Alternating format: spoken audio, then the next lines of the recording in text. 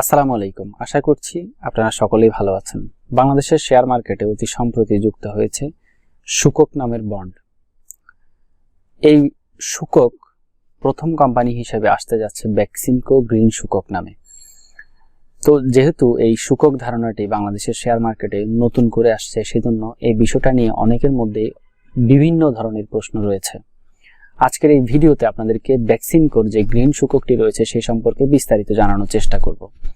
আর আজকের এই ভিডিওতে আমি বেক্সিমকোর গ্রিন সুকক সম্পর্কে আপনাদেরকে জানানোর চেষ্টা করব। বেক্সিমকো থেকে যে প্রসপেক্টাসটি দেয়া হয়েছে সেই প্রসপেক্টাসের ভিত্তিতে। ভিডিওটি অবশ্যই শেষ পর্যন্ত দেখবেন। আর যারা এখন আমার এই চ্যানেলটিকে সাবস্ক্রাইব করেন নাই তারা অবশ্যই আমার এই চ্যানেলটিকে সাবস্ক্রাইব করে পাশের বেল আইকনটি অন করে দিন। আর যারা সাবস্ক্রাইব করেছেন তাদেরকে জানাই অসংখ্য ধন্যবাদ। বেক্সিমকো সুকুক নামের যে বন্ডটি নিয়ে এসেছে শেয়ার বাজারে, সেটির নাম তারা দিয়েছে বেক্সিমকো গ্রিন সুকক। এই বেক্সিমকো গ্রিন সুককের টোটাল সংখ্যা হচ্ছে 7,50,00,000। টোটাল কালেক্টেড অ্যামাউন্ট হচ্ছে 750 কোটি। অর্থাৎ বেক্সিমকো গ্রিন সুককের মাধ্যমে শেয়ার বাজার থেকে 750 কোটি টাকা অর্থ সংগ্রহ করবে। ফেস ভ্যালু মানে হচ্ছে প্রত্যেকটি সুককের মূল্য হচ্ছে 100 টাকা করে। লট অর্থাৎ একটা লটের মধ্যে থাকবে হচ্ছে 50টি করে করে। এখানে আমরা অতীতে যেভাবে লট হিসেব করে কোন কোম্পানির আইপিওর জন্য আবেদন করতাম, ঠিক সেই একই নিয়মে বেক্সিমকো গ্রিন সুককের জন্য আবেদন করতে হবে।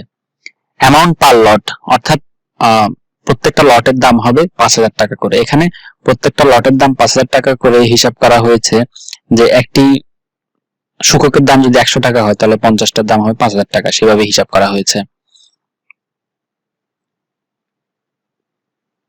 এরপর আমরা সেকেন্ড স্লাইডে যে বিষয়গুলো দেখাবো সেগুলো কিন্তু খুবই গুরুত্বপূর্ণ। এই বিষয়গুলো নিয়ে কিন্তু অনেকের কনফিউশন রয়েছে। সেই কনফিউশনটা আশা করছি দূর হয়ে যাবে এই স্লাইডের বিষয়গুলো যদি গুরুত্বের সহিত আপনারা দেখেন। তাই অনুরোধ থাকবে অবশ্যই এই স্লাইডের বিষয়গুলো খুবই গুরুত্বের সহিত দেখবেন। এখানে প্রথম যে টপিকসটা আমি রেখেছি সেটা হচ্ছে টেনিউর। টেনিউর মানে হচ্ছে সময়কাল বা সময় ব্যাপ্তি। আমরা যে সুককটা ক্রয় করব, যদি আমি একটা লট সুকক আমি ক্রয় করি 50টা, তাহলে এটা কতদিন পর্যন্ত আমার কাছে থাকবে। সুকক বলতে এখানে বন্ড বা ঋণপত্রকে বোঝানো হয়। তো এই ঋণপত্রটা আমি নিব হচ্ছে 5 বছরের জন্য। 5 বছরের মধ্যে আমি এই ঋণপত্রটা কোনোভাবে হস্তান্তর করতে পারবো না বা কারো কাছে বিক্রয় করতে পারবো না। 5 বছর পর আমি এই সুককটা বিক্রি করে দিতে পারবো। এখানে আসলে বিক্রি করার বিষয়টাও আসে না, কারণ হচ্ছে বেক্সিমকোর সাথে এটা চুক্তিপত্র থাকবে 5 বছরের জন্য। 5 বছর পর এই চুক্তির মেয়াদ শেষ হয়ে যাবে এবং বেক্সিমকো আমাদের যে টাকাটা রয়েছে, যে বিনিয়োগটা রয়েছে, সেটা কিন্তু তারা অটোমেটিক্যালি আমাদেরকে ফেরত দিয়ে দিবে।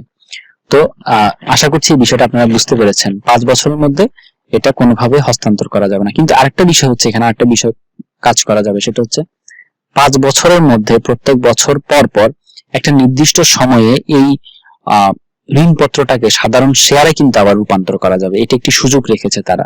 এটা কিন্তু নির্ভর করবে প্রত্যেক ইনভেস্টরের উপর। ইনভেস্টর যদি চায় তাহলে সে এই ঋণপত্রটাকে বা সুককটাকে জেনারেল বেক্সিমকো শেয়ারে, কোম্পানির শেয়ারে কনভার্ট করতে পারবে।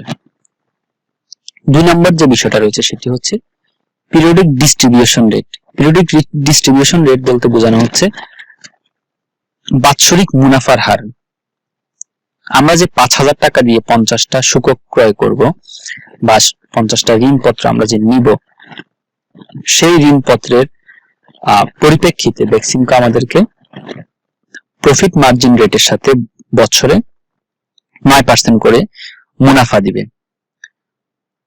এরপর হচ্ছে number of payments in a year, অর্থাৎ আমাদেরকে বছরে কয়বার করে করে এই পেমেন্টটা দেওয়া হবে 9%টাকে। এই 9%-এর সাথে যে প্রফিট মার্জিন রেটটা যুক্ত হবে সেটাকে একত্রিত করে বছরে 2 বার দেওয়া হবে, অর্থাৎ 6 মাস পর পর আমাদেরকে এই মুনাফাটা দেওয়া হবে শুধুমাত্র। আর আমাদের যে মূল টাকাটা আছে সেটা তো বেক্সিমকোর কাছে জমাই থাকবে ঋণপত্রের বিনিময়ে। তো 9%-এর সাথে যদি প্রফিট মার্জিন রেট 5% হয় তাহলে 14%কে 2 ভাগে আমাদেরকে ভাগ করে দেওয়া হবে 7% করে করে। আর যদি 9%-এর সাথে যদি 1% যদি যুক্ত না হয় তাহলে 4.5% করে করে বছরে 2 বার দেওয়া হবে। এভাবে কিন্তু ডিস্ট্রিবিউশনটা হবে, অর্থাৎ পেমেন্টটা বছরে 2বার করে দেওয়া হবে। 9% সাথে যদি 1% যোগ হয় তাহলে 10% হবে, সেটাও কিন্তু বছরে 2বার দেওয়া হবে 5% করে। তো এই 3টা বিষয় মূলত আসলে গ্রিন সুককের ব্যাপারে অনেকের বেশিরভাগ প্রশ্ন ছিল। আমি আশা করি আপনাদের এই ইনফরমেশনটা জানার পরে এই বিষয়টার নিয়ে আপনারা ক্লিয়ার হয়ে যাবেন। এরপরে যে বিষয়টা রয়েছে সেটা হচ্ছে বেনিফিশিয়ারি, অর্থাৎ এই সুককের মাধ্যমে বেক্সিমকো যে অর্থটা শেয়ার বাজার থেকে সংগ্রহ করবে সেটা তারা কোথায় ব্যয় করবে?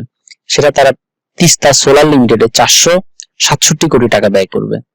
করতোয়া সোলার লিমিটেডে ব্যয় করবে হচ্ছে 78 কোটি টাকা। এরপরে তারা বেক্সিমকো লিমিটেড খরচ করবে তাদের ডেভেলপমেন্টের জন্য, কোম্পানি ডেভেলপমেন্টের জন্য 204 কোটি টাকা। এরপর হচ্ছে শেয়ার হোল্ডিং। অর্থাৎ এই বেক্সিমকো কোম্পানিটির শেয়ার কে কত পার্সেন্ট ধারণ করে বা কার কাছে কত পার্সেন্ট শেয়ার রয়েছে সেই বিষয়টা এখানের মধ্যে শো করানো বা দেখানোর চেষ্টা করব। এখানে স্পন্সরস এবং ডিরেক্টররা ধারণ করে হচ্ছে 30.55%, অর্থাৎ 30.55 ভাগ তারা ধারণ করে। এরপর রয়েছে ইনস্টিটিউশন হোল্ড করা হচ্ছে 14.47, অর্থাৎ 14.47%। এরপর হচ্ছে ফরেন, অর্থাৎ বিদেশিরা 1.47% হোল্ড করে। এরপর রয়েছে পাবলিক, অর্থাৎ সাধারণ জনগণ 53.51%, 53.51 ভাগ শেয়ার ধারণ করে। এরপর হচ্ছে ওপেনিং ডেট অফ সাবস্ক্রিপশন। এই কোম্পানিটির গ্রিন সুককের আইপিও আবেদন শুরু হবে 16 আগস্ট 2021 সালে। এরপরে closing date of subscription, IPO আবেদন শেষ হবে 23 আগস্ট, অর্থাৎ 23 আগস্ট 2021 সালে। ইস্যু ডেট হচ্ছে 31 আগস্ট, অর্থাৎ ইস্যু ডেট মানে এখানে এই টার্মসটা হয়তো অনেকের কাছে নতুন হতে পারে। ইস্যু ডেট মানে হচ্ছে এই ডেটটাতেই এই গ্রিন সুকক গুলো বন্টন করে দেওয়া হবে যারা আবেদন করবে তাদের মধ্যে। আবেদনকারী যদি বেশি হয়ে যায় তাহলে লটারির মাধ্যমে করা হবে, আর যদি সমান সমান হয় তাহলে তো সবাইকে দিয়ে দেওয়া হবে, কম হলো সবাইকে দিয়ে দেওয়া হবে। তো এই ইস্যু ডেটটা হচ্ছে 31 আগস্ট 2021 সালে। এরপরে এই আইপিও সম্পর্কিত সকল বিষয় দেখভাল করার জন্য ইস্যু ম্যানেজার হিসেবে কাজ করবে City Bank Capital Resources Limited, আর কো ইস্যু ম্যানেজার হিসেবে কাজ করবে Agrani Equity and Investment Limited. Viewers, ভিডিওটি শেষ পর্যন্ত দেখার জন্য আপনাদের সবাইকে জানাই আন্তরিকভাবে ধন্যবাদ। আশা করছি বেক্সিমকো গ্রিন সুকক সম্পর্কে আপনাদেরকে বিস্তারিত জানাতে পেরেছি। আপনাদের অনেকের মনে অনেক ধরনের প্রশ্ন ছিল, অনেকে আমাকে প্রশ্ন করেছেন ভিডিওর কমেন্ট বক্সে, আবার অনেকে পার্সোনালি আমাকে মেসেজ করে জানিয়েছেন গ্রিন সুককের বিভিন্ন বিষয়গুলো নিয়ে। সেই বিষয়গুলো আজকে আপনাদেরকে জানানোর চেষ্টা করেছি। আশা করছি আপনারা সবাই এই বিষয়টা ভালোভাবে জানতে পেরেছেন। এছাড়াও যদি আপনাদের আরও কোনো প্রশ্ন থাকে তাহলে তা কমেন্ট বক্সে কমেন্ট করে জানাতে পারেন। আপনাদের যথাযথভাবে উত্তর দেওয়ার জন্য আমি যথেষ্ট পরিমাণে চেষ্টা করব। ইনশাআল্লাহ আবারও দেখা হবে আপনাদের সাথে নতুন কোনো ভিডিও নিয়ে। ততক্ষণ পর্যন্ত সাবস্ক্রাইব করে সাথেই থাকুন। আসসালামু আলাইকুম।